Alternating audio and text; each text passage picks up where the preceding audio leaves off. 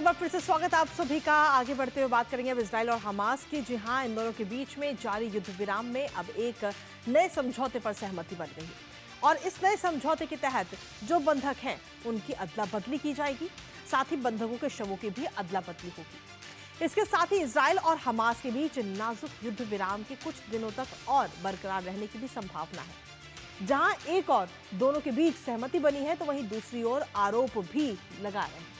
Hamas का कहना है कि कैदियों की रिहाई में देरी युद्ध विराम का गंभीर उल्लंघन है और कैदियों की रिहाई के बिना बातचीत संभव नहीं है। तो वहीं इजराइल का कहना है कि हमास ने रिहाई के दौरान बंधकों के साथ क्रूर व्यवहार किया है। दरअसल आपको यह भी बता दें कि दोनों देशों के बीच चल रहा युद्ध विराम कई बार टूटने की कगार तक भी पहुंच चुका है। फिलहाल अब इंतजार है बंधकों की रिहाई का, करेंगे बात, लेकिन उससे पहले एक नजर ग्राफिक्स पर। तो इजराइल और हमास के बीच नई डील हुई है, नया समझौता हुआ है। सीधे तौर पर देखें तो सैकड़ों फिलिस्तीनी कैदियों की अब रिहाई की जाएगी। जो बंधक हैं उनको अब रिहा किया जाएगा और बदले में हमास जो है वो मृत बंधकों के शवों को सौंपेगा।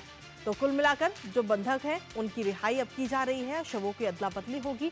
इजराइल और हमास के बीच युद्ध विराम जो है वो नाजुक स्थिति में है, लेकिन फिलहाल अब जो ये नया समझौता हुआ है उससे थोड़ी बहुत उम्मीद जरूर जगी है। सीज फायर कुछ और दिनों तक कायम रहने की उम्मीद ऐसे में नजर आ रही है। हाल ही में जो ये समझौता हुआ, या यूं कहे कि हाल ही में जो इजराइल और हमास के बीच नई डील हुई है, गतिरोध के कारण युद्ध विराम पर कहीं ना कहीं जो खतरा है वो लगातार मंडरा रहा है। दोनों के बीच में कैदियों को लेकर जो बातचीत हुई है, जो आरोप प्रत्यारोप का दौर जारी है, उसकी वजह से काहिरा में विवाद को सुलझाने के लिए फिलहाल ये समझौता हुआ है। इसके साथ ही बंधकों के शवों और कैदियों की वापसी का भी रास्ता इससे सीधे तौर पर साफ हो रहा है इजराइल और हमास के बीच में।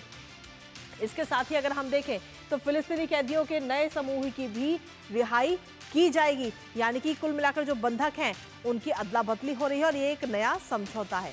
इसके साथ ही अगले ग्राफिक्स पर भी एक नजर डाल लेते हैं, जहां हम आपको बता दें कि सीधे तौर पर समझौते के उल्लंघन के आरोप दोनों तरफ से इस वक्त लगाए जा रहे हैं। इजराइल 600 कैदियों की रिहाई में देरी कर रहा है, ये बात हमास की तरफ से कही गई। वहीं इजराइल कह रहा है कि रिहाई के दौरान बंधकों के साथ में क्रूरता हुई है, जो व्यवहार हुआ है वो बहुत खराब व्यवहार हुआ है।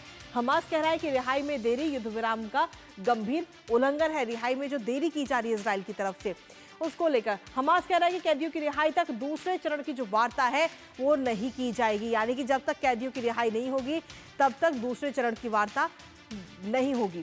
और इसी पर ताजा अपडेट ले लेते हैं। हमारे साथ में हमारी सहयोगी जेसिका इस वक्त जुड़ रही है, सीधा उन्हीं का रुख करेंगे। जेसिका, युद्ध विराम लगातार जारी है और इस युद्ध विराम के बीच में ही अगर हम देखें तो कहीं ना कहीं जो समझौता हुआ है, जो बंधक हैं या बंधकों के जो शव हैं उनकी अब अदला बदली हमास और इजराइल के बीच की जाएगी। जी हाँ, आज शाम तक ऐसी एक्सपेक्टेशंस हैं कि ये अदला बदली की जा सकती है।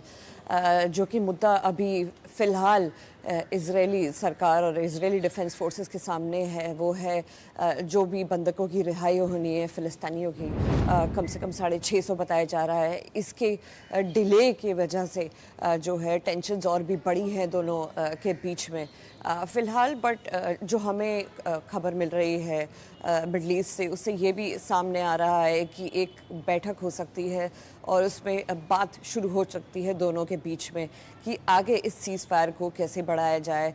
और ये जो रिहाई है दोनों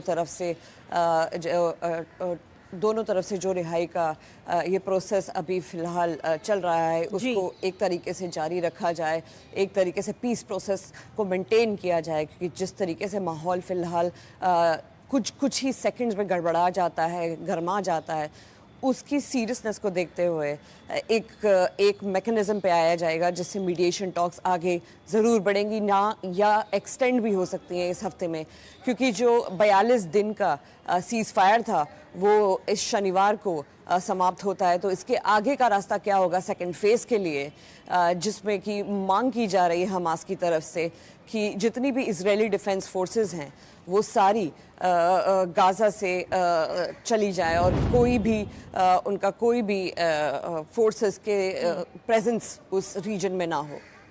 जी, सीधे तौर पर यानी कि उम्मीद की जा रही है कि आज जब कैदियों की रिहाई होगी तो उसके बाद में वार्ता और आगे की जा सकती है इसको लेकर।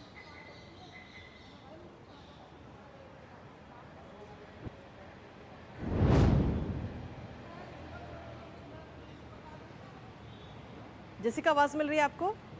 जी, आगे वार्ता की जा सकती वार्ता की जा सकती है इसके ऊपर। अभी फिलहाल हाल फिलहाल में जो हमें खबर मिली है कि इजिप्शियन साइड से काफ़ी जोर लगाया जा रहा है कि एक प्रोसेस जो है सीज फायर का, जो अभी जो करंट हमारा प्रोसेस है उसको चलाया जा सके और आगे बिना किसी माहौल को बिगाड़े, क्योंकि इस समय दोनों तरफ से जो शिकायत लगाई जा रही है हमास की तरफ से, जैसे कि रिहाई में देरी हुई है करीब 650 फिलिस्तीनियों की, ये थोड़ी एक नाजुक सी जैसे कह सकते हैं एक मोमेंट है इस सीज फायर डील का। और अगर ये शाम तक हो जाता है रिहाई फिलिस्तीनियों की, तो आगे हम देख सकते हैं सेकंड स्टेज में जिसमें प्रोग्रेस, जिस डील जब बनाई गई थी या आगे लाई गई थी दोनों के बीच में, वो आगे जा सकती है। चलिए, फिलहाल बहुत बहुत शुक्रिया जेसिका, तमाम जानकारी और अपडेट्स हमारे साथ साझा करने के लिए। इस खबर पर अपनी नज़र आप लगातार बनाए रखिएगा। और इसी के साथ फिलहाल